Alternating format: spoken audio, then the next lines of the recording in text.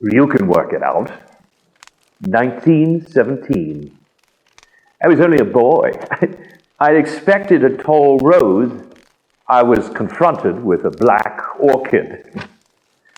She looked older than she was. And unlike many beautiful women, the bones of her face imperishably beautiful.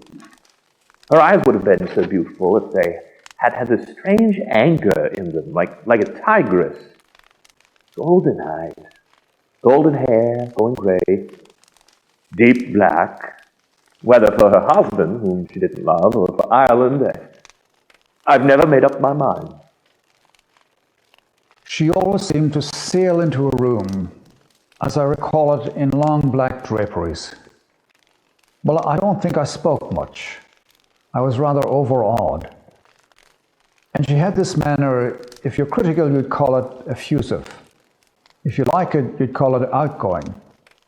Pretty un-Irish. It was new to me.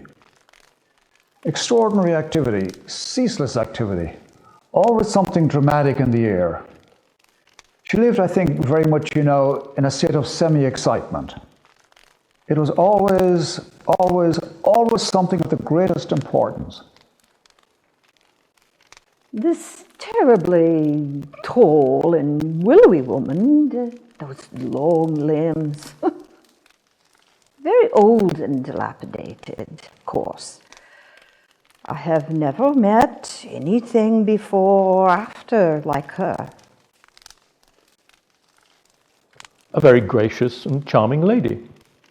Quite an amazing person. Shall I say obsessed? A lady obsessed? There's no question about that. But always very gracious. I've never found any anti-English feeling personally. A great quality I've noticed in all the Irish people. I've met everybody, from politician to gunman, sometimes both combined. Certainly never against me personally. She used to read me chunks of Irish history.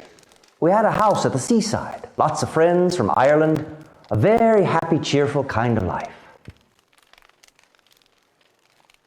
So, I wouldn't know when I first met her. She was always there, if you know what I mean. She was, first and foremost, I think, an eccentric, strongly pro-German, during both World Wars. She was interested, she wasn't interested in anybody very much, only herself. And her own thing, She loved her grandchildren, but I don't think she took much personal interest in anybody. The assassination of the Archduke. I remember Mother being very worried. A trainload of dying and wounded arrived. Somebody who'd immediately organize a hospital there. Mother pretty well running it. The wounded and dead unloaded on the quays. I'm a very apolitical person myself. Keep off the subject. I think I sang God Save the Queen to her on one occasion. We were discussing how foolish to debase national anthems, usually a means of getting the audience out of the house, singing them out after every performance. I think it was McClermont who pointed out how foolish of the Irish to follow suit. One should save the national anthem for a significant occasion. I found myself singing, and suddenly I thought, my God, I'm singing God Save the King to Maud Gonne McBride. But I must admit, she didn't bat an eyelid. Always in black. I can't remember her in any other color. This cadaverous look about her.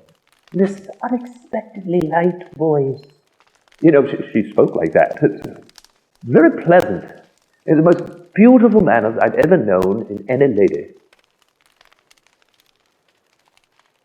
They were terribly friendly, but they were not exactly on each other's wavelength. Madame Markovitz was the militant type, and no soft stuff with her. Madame Gonne McBride was so gentle, so thoughtful, so kind.